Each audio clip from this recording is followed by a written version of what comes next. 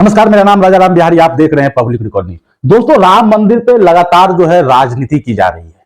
विपक्ष को न्योता मिला, विपक्ष जो है इन आमंत्रण न्योता जो मिला था उसे जो है इग्नोर कर दिया, यानी आमंत्रण को टुकरा दिया। उसके बाद गोदी मीडिया लगातार अपने मन से बीजेपी के प्रवक्ता की तरह बयान पे बयान और उनके थंबनेल किस तरह से बयां कर रही है। जो मोदी मीडिया उसे जनता की, छात्र की, छात्राओं की, बच्चों की गरीबी पे, बेरोजगारी पे, हर एक चीजों पे सवाल करना चाहिए था। उस पे सवाल खड़ा नहीं कर रहे हैं। सवाल किस चीज पे खड़ा कर रहे हैं? विपक्ष ने राम मंदिर का न्योता टुकरा दिया और उस पे अपने से बढ़ चढ़ करके बयान दे रहे हैं। ये है टाइम्स नाउ ऑफ भारत, और टाइम्स नाउ ऑफ भारत के जो ये पत्रकार है, ये राम मंदिरों के लेकर के विपक्ष जो नेता टकराए हैं उस पर किस तरह से आक्रामक रूप से बातें बोल रहे हैं। यानी राम मंदिर न जाकर कर सोनिया राहुल ने 100 करोड़ हिंदुओं का अपमान किया। अब इसको कौन बोला कि 100 करोड़ हिंदुओं का नुकसान किया? यानी 100 करोड़ हिंदू तो उसे मैसेज तो नहीं किया, या व्हाट्सएप पे तो मैसेज नहीं किया कि सोनिया गांधी जो है 100 करोड़ हिंदुओं का अपमान किया। बीजेपी प्रवक्ता की तरह ये करेंगे। इनका काम था कि मोदी जी 2 करोड़ नौकरी देने देंगे, जो वादा किए थे उसके बारे में चर्चा करने के लिए। इनका काम था कि बिल्किस बानो के साथ जिस तरह से बीजेपी में गुजरात में जो बीजेपी की सरकार है, जो गलत तरीके से अपनी मर्जी से गलत, यानी कोर्ट को धूल झोंक करके जिस तरह से 11 अपराधियों को निकाला गया था, रिहा किया गया था, उस पर इनको चर्चा होना चाहिए। इन पे ये जो है चर्चा करना चाहिए था, लेकिन इस पर कोई चर्चा नहीं। बिल्किस बानो के अपराधी फरार है, क्या पुलिस गिरफ्तार करेंगे? क्या गुजरात सरकार कितने दिनों के अंदर उसे जेल में ठूसेंगे?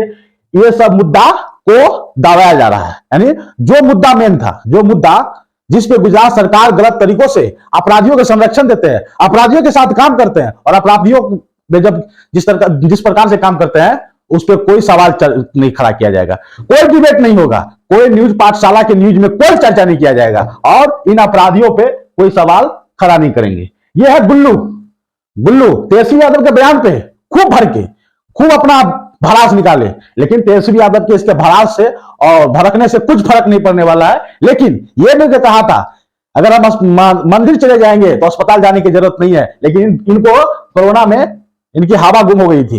ये डॉक्टर से सलाह दे रहे थे, हॉस्पिटल जा रहे थे। हमारे देश में मंदिर और मस्जिद अलग चीज है। राजनीतिक को इससे नहीं जोड़ना चाहिए था। यानी जिस तरह से राम मंदिर में विपक्ष को जाने से क्यों प्रॉब्लम है? राम मंदिर में जिस तरह से भाजपा अपनी चुनाव प्रचार के लिए, वोटों के लिए जिस तरह से राम मंदिर का यूज कर रहे हैं, इसलिए विपक्ष को नहीं, जो बड़े बड़े संत हैं, बड़े बड़े पीठों के जो धीश है, उसे प्रॉब्लम है। ये प्रॉब्लम अपनी, उनको भी न्योता मिला है, लेकिन वो भी जाने के लिए तैयार नहीं है। इस पर ये सब सवाल नहीं खड़ा करेंगे। इन शंकराचार्यों से सवाल नहीं पूछेंगे, लेकिन शंकराचार्यों के जो पर अगर सवाल खड़ा करेंगे तो यही हिंदू और यही संतों के जो, यही हिंदू परिषद इनकी खटिया खड़ा कर देंगे। लेकिन विपक्ष पे किस तरह से बयान दे रहे हैं। यानी वोट बैंक से प्यार, निमंत्रण अभिस्वीकार, देश के सबसे बड़ी बहस, यानी देश की सबसे बड़ी बहस इन वोट बैंक यानी आमंत्रण टुकराने पर किया जाएगा। लेकिन सबसे बड़ी बहस बिल्किस बानो के अपराधी जिस तरह से गुजरात सरकार को कटघरे में लाना चाहिए था, भाजपा में सवाल खड़ा करना चाहिए था, उस पर सवाल नहीं खड़ा किया जा रहा है। बस सवाल खड़ा किया जाएगा विपक्ष क्या कर रहे हैं, विपक्ष क्या बोल रहे हैं, विपक्ष क्या कर रहे हैं, उस पर सवाल खड़ा किया जाएगा। अगर विपक्ष अच्छा काम करते हैं तो उससे भी दिखाना मुझे सही नहीं समझते। बिहार में जिस तरह से नौकरियों दिया जा रहा है तेजस्वी यादव के बयान, तेजस्वी यादव के बयान, राम मंदिर को जिस तरह से राम मंदिर के बारे में कहा गया था उसे गलत तरीके से बता करके, और ये बड़ा खबर बना करके, और हर एक मोदी मीडिया चैनलों में इसको चलाया गया था। लेकिन तेजस्वी यादव जब नौकरी दे रहे हैं गांधी मैदान में लाखों छात्रों को, इस पे डिबेट नहीं होता है। बिल्किस बानो के अपराधियों पे डिबेट नहीं होता है। यूपी में 570 दिन से बैठे युवा, दलित, पिछड़ा, छात्र, जिसमें 68 शिक्षक के पद को घोटाला किया गया, उन पे इनका डिबेट नहीं होता है। इन पे इनका डिबेट नहीं होता है। डिबेट होगा कि विपक्ष क्या कर रहे हैं, विपक्ष कहां जा रहे हैं, विपक्ष राम मंदिर का नाता क्यों टुकरा दिया? विपक्ष हिंदू विरोधी है, विपक्ष जो है हिंदू का अपमान करते हैं। इनको किसने बता दिया कि हिंदू का अपमान हुआ, 100 करोड़ हिंदू का अपमान? क्या ये साबित करेगा? ये बीजेपी के एजेंट और ये बीजेपी के एजेंट। बीजेपी के आईटी सेल जिस तरह से बीएचयू के लड़की के साथ गैंगरेप किया, इन पे इनका कोई डिबेट नहीं हुआ, इन पे इनका कोई डिबेट नहीं हुआ। अपराधी 7 दिन में पहचान हो चुका था। बीएचयू में जिस लड़की के साथ गैंगरेप हुआ था, वो लड़की 7 दिन में अपराधी को पहचान करके पुलिस को बता दिया था। सीसीटीवी कैमरा में कैद था वो अपराधी, और उस अपराधी को 7 दिन तक भाजपा सरकार उसको खुला साठ की तरह छोड़ दिया, क्योंकि 5 राज्य में पिछले दिनों चुनाव था और मध्य प्रदेश में ये जो बीएचयू में जो लड़की के साथ गैंगरेप किया था, जो दरिंदे थे, उसे छोड़ दिया गया था मध्य प्रदेश में बीजेपी के चुनाव प्रचार करने के लिए। इन पे इनका डिबेट नहीं हुआ, इन पे इनकी भड़ास नहीं निकलती, इनकी आक्रामकता उस पर नहीं दिखाई देता है। लेकिन विपक्ष के किसी भी पार्टी ने कुछ राम मंदिर पे बोल दिया, अखिलेश यादव ने न्योता टकरा दिया, तेजस्वी यादव ने न्योता टकरा दिया, विपक्ष के सोनिया गांधी ने न्योता टकरा दिया, अनिल रंजन ने न्योता टकरा दिया, मल्लिका खड़गे जी ने न्योता टकरा दिया। ये सब हर दिन चोचा करते रहते हैं। लेकिन असल मुद्दा क्या है? असल मुद्दा इन बीचों में मोदी को जो पोल खोला है उस पर कोई चर्चा नहीं। आप देखिए कि 20 जनवरी से मुस्लिम ट्रेन में सफर नहीं करेंगे। मुस्लिम 20 जनवरी से ट्रेन में सफर नहीं करेंगे। क्यों नहीं सफर करेंगे? काहे नहीं जाएंगे? इसका कारण, मुस्लिम 20 से 25 फरवरी तक, 20 से 25 जनवरी तक घर से क्यों नहीं बाहर होंगे? मुस्लिम ने आह्वान किया, मुस्लिम क्यों नहीं 20 तारीख से 25 जनवरी तक क्यों नहीं घर से बाहर निकलेंगे? क्यों नहीं कामों पे जाएंगे? क्यों नहीं ट्रेन पे जाएंगे? क्यों नहीं कहीं घूमेंगे? क्या कारण है? कारण यह है कि पिछले दिनों ने राम मंदिर और यूपी के जो मुख्यमंत्री है आदित्य योगीनाथ जी और यूपी के एसटीएफ चीफ अमिताभ यश, जिस तरह से यूपी के जो मुख्यमंत्री आदित्य योगीनाथ के साथ उनकी कार्यधर्ता मोदी को समर्थक, योगी के समर्थक, जिस तरह से यूपी में राम मंदिर और योगी आदित्यनाथ को बम से उड़ाने की धमकी दी थी। था हिंदू, नाम लिया था मुस्लिम, ईमेल आईडी बनाया था मुस्लिम नाम से सेंड किया गया था। इसलिए मुस्लिम को डर है कि अगर कोई किसी प्रकार की घटना हो जाए तो मुस्लिम पर ही दाज गिरेगा, मुस्लिम को ही बदनाम किया जाएगा। इसलिए ने 22 जनवरी को जिस दिन राम जी का प्राण प्रतिष्ठा होंगे, उसमें मुस्लिम 20 तारीख से 25 तारीख तक कहीं जाने से, घर से निकलने से मना कर रहे हैं अपने लोगों को कि उतने दिन आप किसी काम पे नहीं जाइए, कोई काम नहीं करिए, ट्रेन में नहीं जाइए, बस में नहीं जाइए, गाड़ी पे नहीं जाइए, कोई काम नहीं कीजिए। अगर किसी प्रकार की कुछ होता है उस दिन, अगर मुस्लिम की बिरादरी को कोई दिख गया तो वो सारा का सारा इल्जाम मुस्लिम पे लग जाएगा, क्योंकि मुस्लिम के नाम को लेकर के जिस तरह से पिछले दिनों एजेंडा बनाया गया था, माहौल बनाया गया था, मुस्लिम का नाम लेकर के ईमेल बनाया गया था, हिंदू लोग मुस्लिम के नाम लेकर के राम मंदिर और यूपी के मुख्यमंत्री को उड़ाने की धमकी दी। इसके बाद जब पकड़ाया तब उसमें ब्राह्मण निकला, बीजेपी के कार्यकर्ता निकले, बीजेपी के भारतीय किसान मंच के आदमी निकले, गौ सेवा करने वाले व्यक्ति निकले और किस तरह से भ्रामक बना रहे हैं। इन पे इनका कोई चर्चा नहीं हुआ। अभी तक अपराधी फरार है, पकड़ नहीं आया है।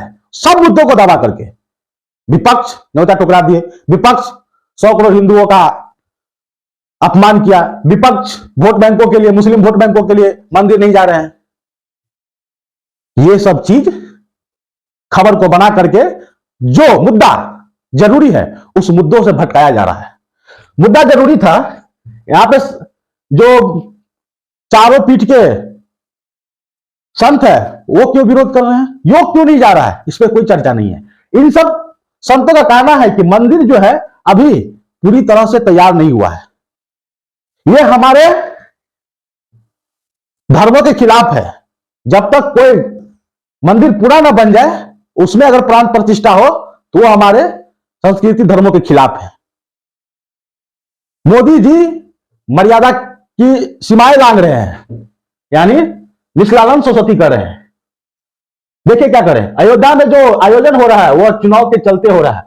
मोदी और योगी यूपी में 3 पाकिस्तान बनाने की नींव डाल रहे हैं। प्राण प्रतिष्ठा का काम संतों का है। यही बयान विपक्ष में कोई कह देता तो इस पे पूरा बवाल होता, लेकिन जो चारों मठ के धीश है उस धीश पे अगर सवाल खड़ा किया जाएगा, यही हिंदू इन मीडिया को सबक सिखा देंगे। जब इतने 4 संत जो है अगर नाराज है, इनको नहीं दिखाया जा रहा है, क्या मोदी इनसे और इन लोगों को मनाएंगे? अगर ये नहीं जाएंगे, इनके बिना ही राम मंदिर में प्राण प्रतिष्ठा का आयोजन किया जाएगा, इसके बाद क्या होगा? इनको धर्मों का प्रधान बताया जा रहा है और है भी धर्मों का प्रधान, क्योंकि ये चारों मठ के धीश है जो उत्तरी पूर्वी हर एक जगह चारों साइड से स्थापित किए गए धर्म के मेन मुखिया, धर्म के मेन प्रधान बनाए गए हैं और इनको ही न्योता दिया गया, तो ये भी जो न्योता से इनकार कर रहे हैं। यानी हम तो ताली बजाने नहीं जाएंगे, हम देखने तो नहीं जाएंगे। मोदी की मिमिक्री भी की, लेकिन किसी की हिम्मत नहीं इन पे सवाल खड़ा कर दे। अगर यही बात बोल देते कि योगी मोदी पाकिस्तान बनाने की नींव डाल रहे हैं, गोदी मीडिया उछल उछल करके बोलते रहते, लेकिन इस पर कोई सवाल खड़ा नहीं किया जा रहा है और सवाल खड़ा भी नहीं कर सकते हैं, क्योंकि जो राम मंदिर 22 जनवरी को जो प्राण प्रतिष्ठा होने वाले हैं वो एक राजनीतिक के लिए हो रहा है। मोदी, योगी और भाजपा और गोदी मीडिया मोदी के प्रवक्ता बन करके उनकी वोट बैंकों की राजनीति कर रहे हैं। राम मंदिर के बाद कई जगह आयोजन होगा, बस राम मंदिर किया जाएगा। 2014 में जब देश के प्रधानमंत्री बनने के लिए भाजपा सरकार चुनाव रैली कर रहे थे, 2 करोड़ नौकरी, दूसरे बार सेनाओं के साथ गद्दारी, और इस बार राम मंदिर। और राम मंदिर के अलावा कोई मुद्दा नहीं है। इससे यह सवाल होना चाहिए कि 2 करोड़ रोजगार की बात किए थे हर एक साल, वो कहां गए? 15-15 लाख रुपया, इस पर कोई सवाल नहीं। सेनाओं के साथ जिस तरह से हरकतें हुई, सबकी पोल खुली बाद में, इस पर कोई चर्चा नहीं। अब राम मंदिर को बड़ा मुद्दा बना करके हर एक जगह इस चीजों को वोट बैंकों के लिए यूज किया जा रहा है और मीडिया जो है मोदी की प्रवक्ता की तरह काम कर रहा है। यह यूपी में किस तरह से बच्चे सूखी रोटी और सीखी पूरी के साथ अपना काम चला रहे हैं।